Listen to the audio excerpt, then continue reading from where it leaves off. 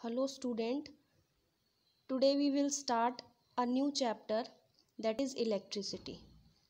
So firstly we discuss some basic definitions like electric charges and property of electric charge. Because electricity को हम कैसे define कर सकते हैं कि इलेक्ट्रिसिटी किस वजह से होती है, फ्लो ऑफ करंट की वजह से, एंड करंट किस वजह से होता है, what is current, the flow of charges is known as current. So firstly we discuss about electric charges. Electric charges is nothing, it is a fundamental property of matter, because charges हमारे दो तरीके के होते हैं and it is the fundamental property of matter. पूरे matter में surrounding में number of particles है, charges present है. चार्जेस टू टाइप्स के होते हैं, एक होते हैं पॉजिटिवली चार्ज पार्टिकल, एक होते हैं negatively charge particles. Positively charge particles को हम प्रोटॉन्स भी बोलते हैं और होल्स भी बोलते हैं. होल्स आप पढ़ोगे सेमीकंडक्टर्स में. And negatively charge particles we called electron. So current किस वजह से होता है, due to flow of negatively charge particles, या हम कह सकते हैं due to flow of electrons. For example ये मेरे पास एक मेटल है और इसके अंदर इलेक्ट्रॉन्स हैं, वो रेंडमली मूव कर रहे हैं. और metals are good conductor of electricity, यही बोला जाता है, इट इज़ द प्रॉपर्टी. लेकिन अगर इस मेटल में ये negatively charge electrons randomly move कर रहे हैं, तब हम ये नहीं कह सकते कि ये करंट को कॉन्स्टिट्यूट कर रहे हैं. अगर ये नेगेटिवली चार्ज इलेक्ट्रॉन्स एक पर्टिकुलर डायरेक्शन में फ़्लो करें, एक पर्टिकुलर डायरेक्शन में फ़्लो करेंगे, तब हम कह सकते हैं कि ये करंट को कॉन्स्टिट्यूट कर रहे हैं, या flow of electric charges in a particular direction. और वो भी पर्टिकुलर डायरेक्शन के बाद भी एक टर्म हमें क्या लगानी पड़ेगी, जो कॉन्स्टिट्यूट करे इलेक्ट्रिक करंट को. तब हम कह सकते हैं कि वो करंट की डेफिनेशन है, या फ्लो ऑफ करंट. सो ये चार्जेस की वजह से करंट है, तो इन चार्जेस को हम क्या बोल सकते हैं, करंट कैरियर्स. करंट किसकी वजह से है, negatively charge particles, that is electron. So electron are the carriers of current, electric current. Electric charges को हम कैपिटल क्यू से डिनोट करते हैं, चार्ज को. इसकी जो एसआई यूनिट होती है वो होती है कूलम, और कूलम को डिनोट करते हैं हम कैपिटल सी से. कुछ प्रॉपर्टीज़ हैं चार्जेस की. First is unlike charges attract each other and like charges repel each other. Means अगर पॉजिटिव चार्ज होंगे वो एक दूसरे को रिपेल करेंगे, पॉजिटिव नेगेटिव चार्ज होंगे, अनलाइक चार्जेस हैं, ये एक दूसरे को अट्रैक्ट करेंगे. नेगेटिव चार्जेस भी लाइक चार्जेस हैं, वो भी एक दूसरे को रिपेल करेंगे.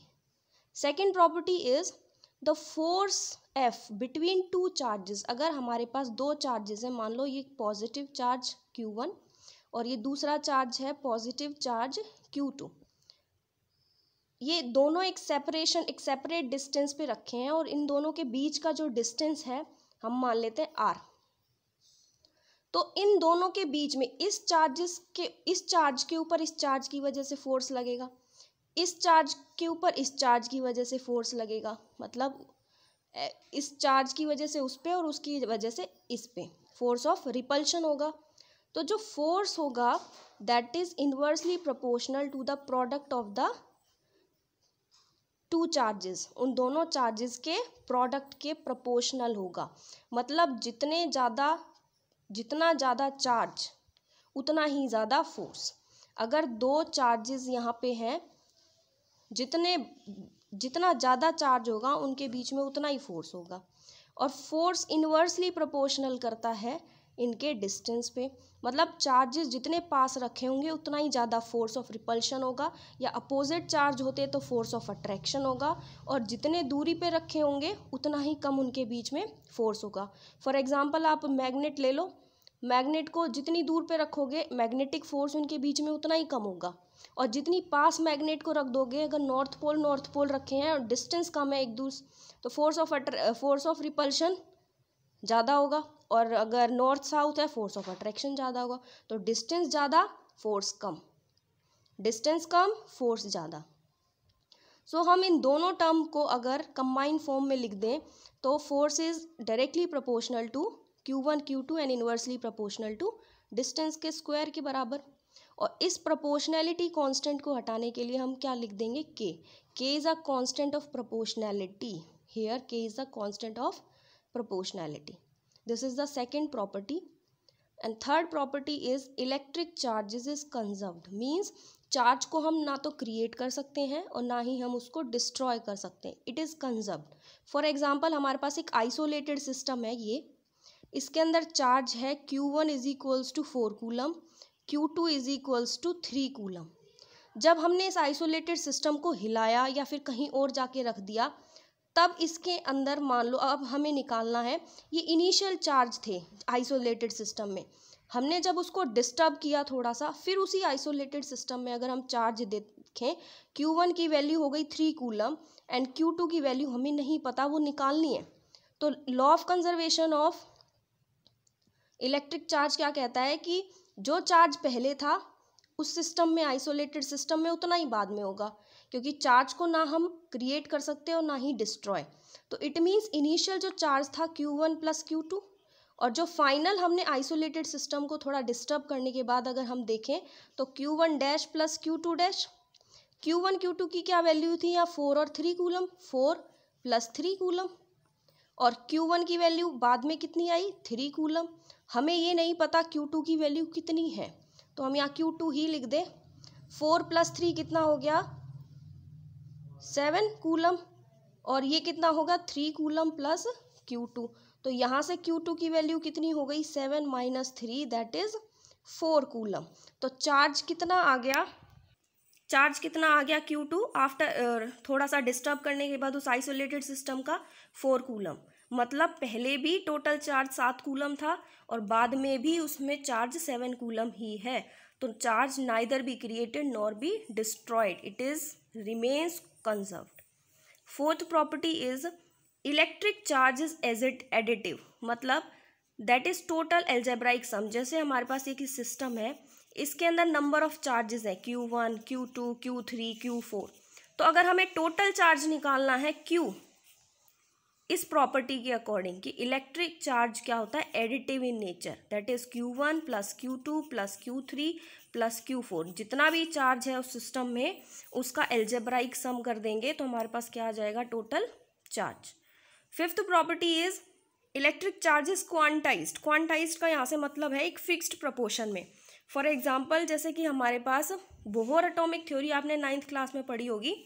जैसे कि कोई भी एटम है, उस एटम के ऊपर चार्ज, जैसे Na है सोडियम, Na पॉजिटिव, इसके ऊपर चार्ज प्लस जब आया जब इसने एक इलेक्ट्रॉन दे दिया, और Cl नेगेटिव के ऊपर, Cl के ऊपर नेगेटिव चार्ज जब आया जब इसने एक इलेक्ट्रॉन ले लिया। इट मीन्स ये जो इलेक्ट्रॉन ट्रांसफर या गेन कर रहे हैं तो 1 2 3 4 इस तरीके से करते हैं, मतलब 2 पॉजिटिव 2 नेगेटिव। क्या कभी ऐसा पॉसिबल है 0.5 कूलम या फिर 0.5 इतना इलेक्ट्रॉन कूलम कोई दे रहा हो? क्या पॉसिबल है फ्रैक्शन में हम किसी को चार्ज दे सकें या उससे ले सकें? तो it is an integral multiple, मतलब positive plus minus 1 plus minus 2, जो नंबर ऑफ एटम्स या नंबर ऑफ पार्टिकल्स जो हम ट्रांसफ़र करेंगे वो क्या होंगे, इन्हें integral multiple, +1 plus minus 2 and so on. So electric charge is quantized. So इसका फॉर्मूला यहाँ से Q is equals to NE, N की वैल्यू होगी +-1 +-2 and so on, and E is the charge on electron, that is 1.6 × 10⁻⁻19 coulomb. So this is all about charge.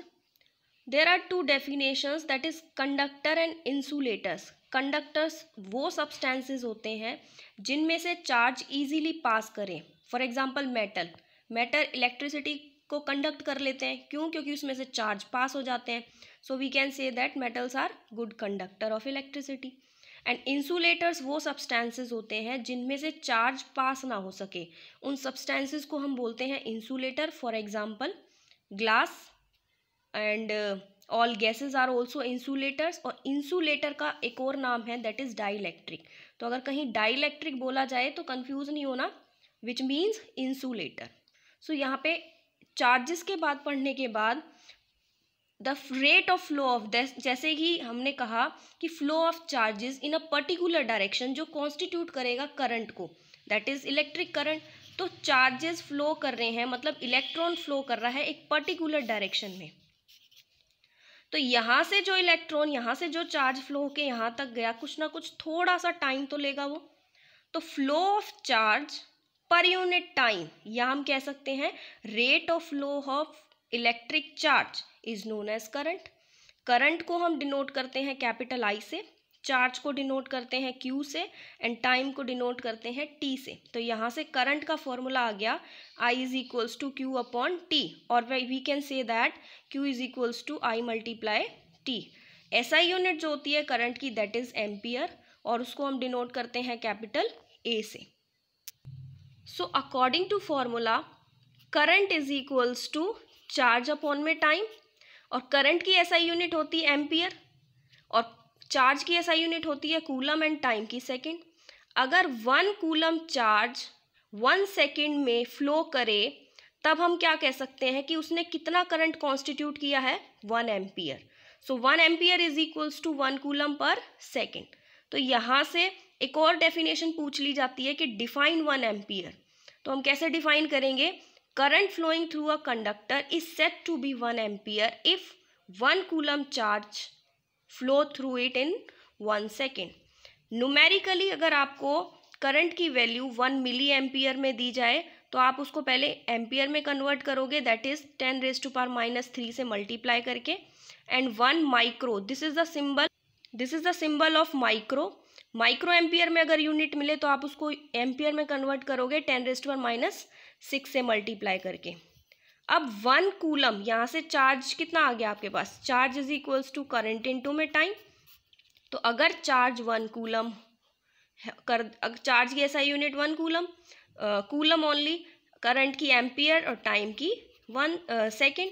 तो अगर हमें 1 coulomb को define करना हो तो हम कैसे करेंगे डिफाइन, कि 1 coulomb is of charge is that quantity, ये वो क्वांटिटी है जो कि विच flow through a circuit when 1 ampere of current flows through it in 1 second, जो कि जब आएगी तब जब उस सर्किट से 1 एम्पियर करंट 1 सेकेंड में फ्लो करे। So student, this is all about current. And current की जो डायरेक्शन होती है, electrons always moves. For example, ये हमारे पास एक मेटल है, कंडक्टर है, और इलेक्ट्रॉन, जब हमने इसको इलेक्ट्रिक फील्ड दिया, इलेक्ट्रिक फील्ड या हम कह सकते हैं पोटेंशियल, पहले तो ये रैंडमली मूव कर रहे थे, लेकिन जब हमने इसको पोटेंशियल दे दिया, इधर पॉजिटिव चार्ज और इधर नेगेटिव चार्ज, तब ये इलेक्ट्रॉन्स क्या हो गए, एक डायरेक्शन में मूव करने लग गए, एक पर्टिकुलर डायरेक्शन में, ड्यू टू फील्ड फोर्स की वजह से, हम कह सकते हैं इलेक्ट्रिक फोर्स की वजह से। सो जो इलेक्ट्रॉन्स होते हैं वो पॉजिटिव चार्ज की तरफ मूव करते हैं ऑलवेज। तो इलेक्ट्रॉन की जो डायरेक्शन होती है that is negative to positive, but जो करंट की डायरेक्शन होती है that is positive to negative. So direction of electron is opposite to the direction of conventional current. So this is all about current, charge and some substances like insulators and conductors.